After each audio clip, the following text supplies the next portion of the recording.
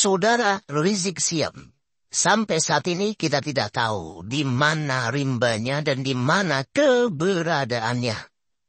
Dan tidak penting juga kita menerka-nerka, kita menduga-duga saudara Rizik Syihab itu ada di mana. Karena ya tidak penting. Nah, ada 8 kasus pidana yang membelitnya. Membelit saudara Rizik Syihab ini. Dan apakah benar dari 8 kasus pidana ini, saudara Rizik Syihab akhirnya tidak berani lagi menampakkan diri di bumi Nusantara ini. Celing, senyap, hilang, beler, paplasan ini mutar. Sebelum pembahasan berikutnya, alangkah baiknya Anda coba simak VT berikut ini. VT ini termasuk, ya ini kayaknya saudara Rizik Syihab mau bermain-main dengan BNPT. Dan bahkan, ya diduga membuat ujaran pelecehan kepada institusi negara yang bernama Densus 88. Kenapa dilecehin dengan Salep 88? Coba nasihat VT berikut ini. Mentang-mentang mereka didukung oleh BNPT, iya. Mentang-mentang didukung sama Salep 88, iya. Dipikir kita takut sama Salep 88, ya.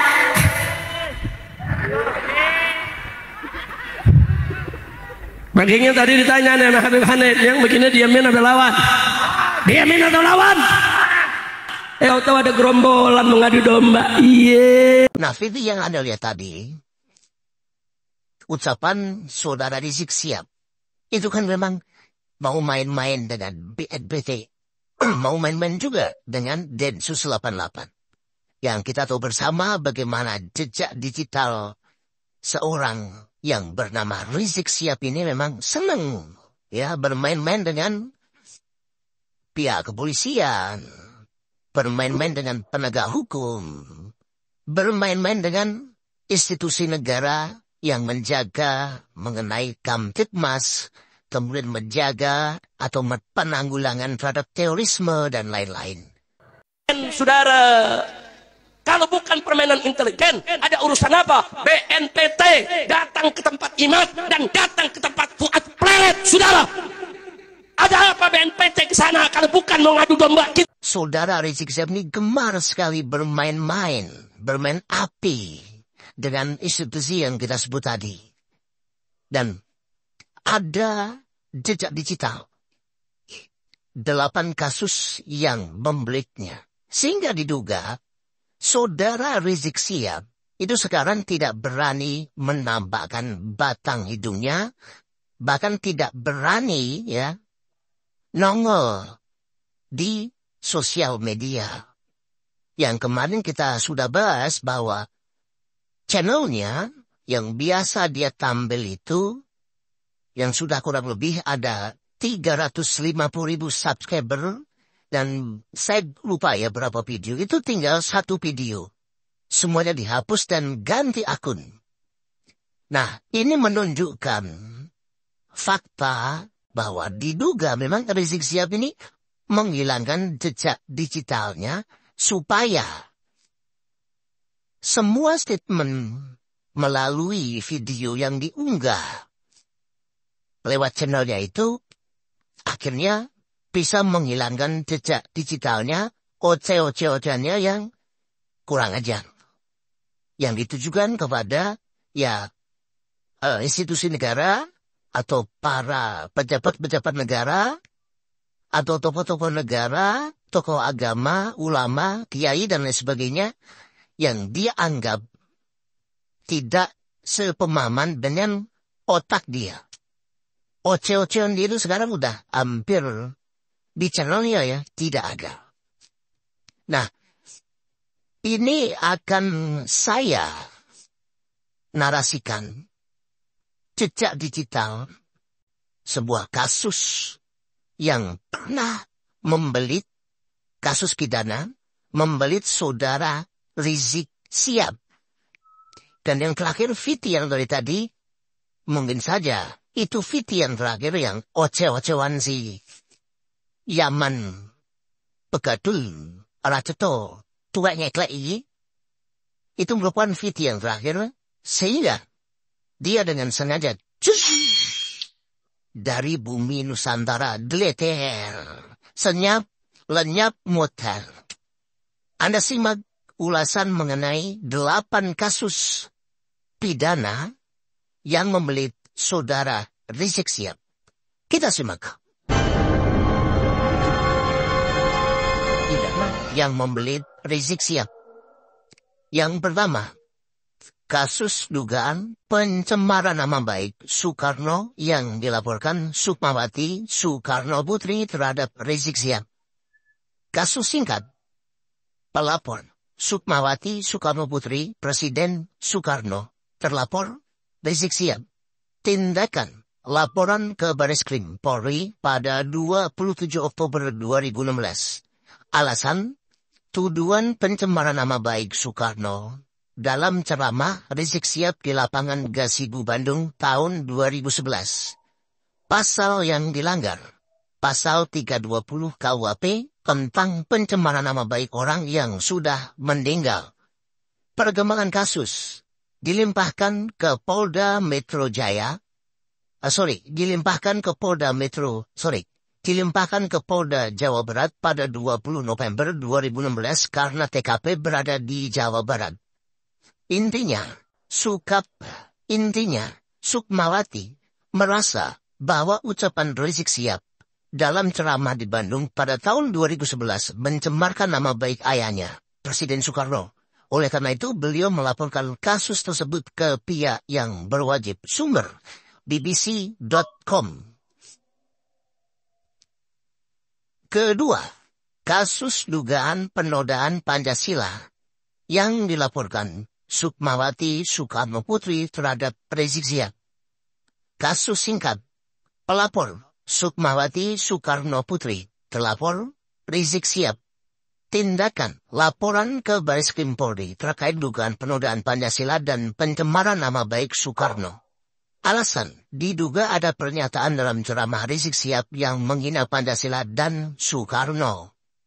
Pasal yang dilanggar, Pasal 15.4a KUHP, Pasal 320 KUHP, dan Pasal 57A Junto Pasal 68 Undang-Undang Nomor 24 Tahun 2009. Perkembangan kasus dilimpahkan ke Polda Metro Jaya. Rizik Syihab ditetapkan sebagai tersangka pada 30 Januari 2017. Berkas perkara dilimpahkan ke Kejati Jawa Barat pada 2 Mei 2017. Kejati Jawa Barat masih meneliti berkas perkara dan akan memberikan keputusan pada 3 Mei 2017. Intinya, Sukmawati merasa bahwa ucapan Rizik Syihab dalam ceramahnya menghina Pancasila dan ayahnya, Soekarno. Kasus ini terus berproses dan saat ini sedang dalam tahapan penelitian berkas oleh Kejaksaan Tinggi Jawa Barat. Sumber yang sama, bbc.com. Ketiga, kasus Sampurasun yang melibatkan Rizik Syihab. Kasus singkat, pelapor Aliansi Masyarakat Sunda menggugat dan 15 organisasi lainnya. Terlapor Rizik Syihab.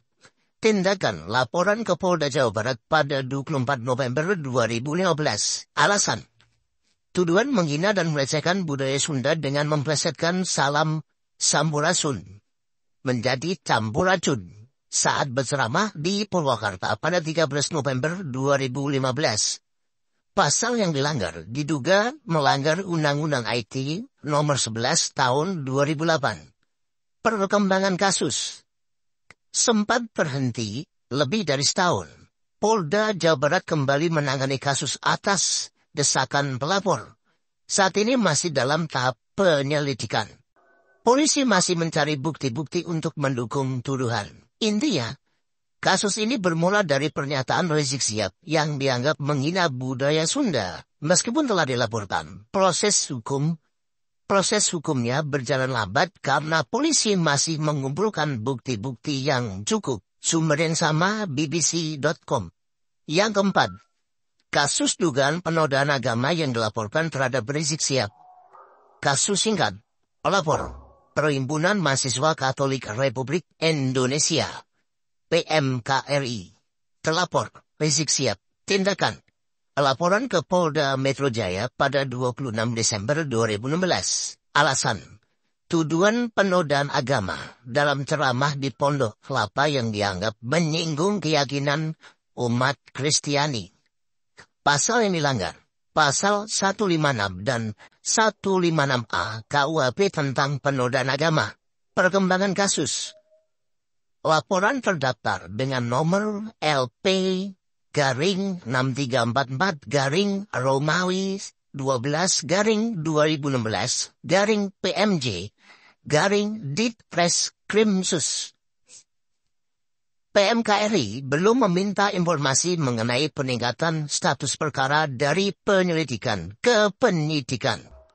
Intinya, PMKRI melaporkan Rizik Syihab karena dianggap telah mengeluarkan pernyataan yang menghina agama Kristen dalam sebuah ceramah. Kasus ini masih dalam tahap penyelidikan oleh pihak kepolisian. Kelima, kasus dugaan penyebaran konten pornografi yang dilaporkan terhadap Rizik Syihab. Kasus singkat, pelapor, Aliansi Mahasiswa Anti Pornografi. Terlapor, Rizik Syihab. Tindakan, laporan ke Polda Metro Jaya pada 30 Januari 2017. Alasan, dugaan penyebaran konten pornografi berupa percakapan seks dengan Firza Hussein.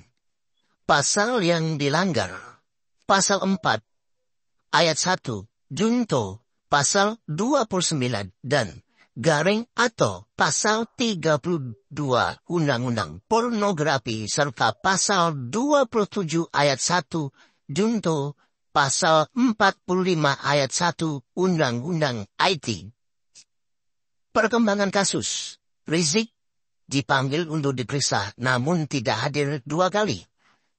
Polisi mengeluarkan surat perintah membawa untuk mencari Rizik Syihab.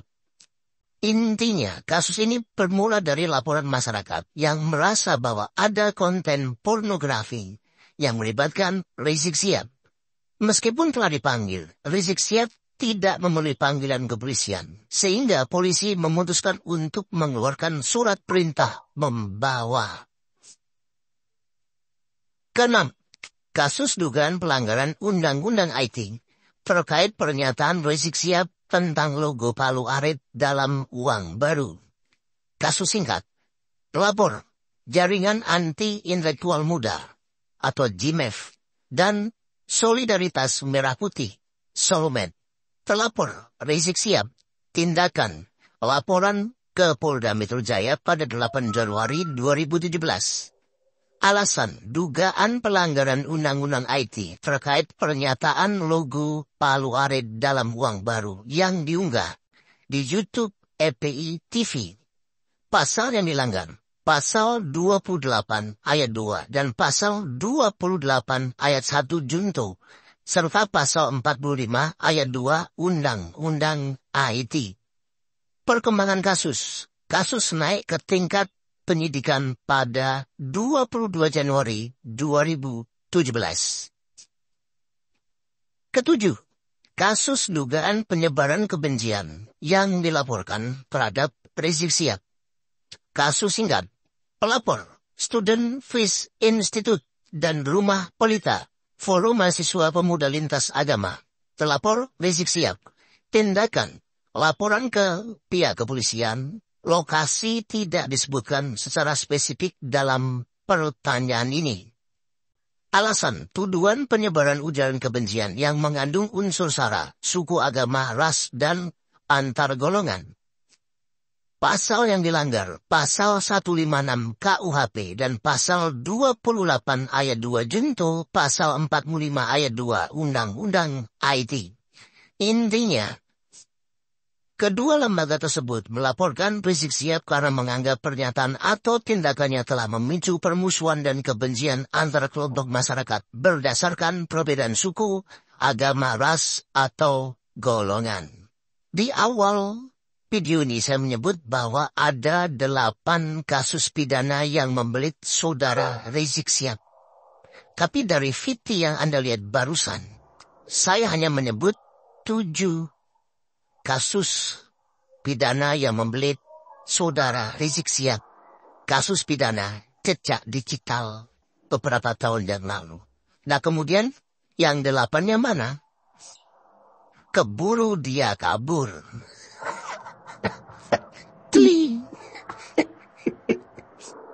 Oke. Jadi itu tadi 7 kasus pidana yang membelit saudara Rizik Syihab. Nah dari jejak digitalnya tadi, kalau kita bisa mentelaah atau mencerna, memang akhirnya publik, netizen atau para pemirsa semua, itu ada kesimpulan bahwa memang saudara Rizik Syihab ini gemar sekali oceh-ocehan, bermain-main api dengan orang-orang yang memang dianggap tidak sepemahaman dengan otaknya si Rizik Syihab ini. Dan si Rizik Syihab ini belakangan memang sudah kelihatan stres, kelihatan pusing, mamut karena karu-karuan dasi. Karena ya kita tahu bersama lah bagaimana dia ini membela mati-matian nasabnya, tapi gagal. Kemarin juga Anda pasti juga sudah lihat Rizik Syihab mencoba memprovokasi jamaahnya atau pengikutnya untuk ngasah golo, bawa badik, serang, menyerang, dan lain sebagainya. Tapi ya, gagal lagi. Makanya, kabur, teling. Ya, gitulah. Oke. Wassalamualaikum warahmatullahi wabarakatuh.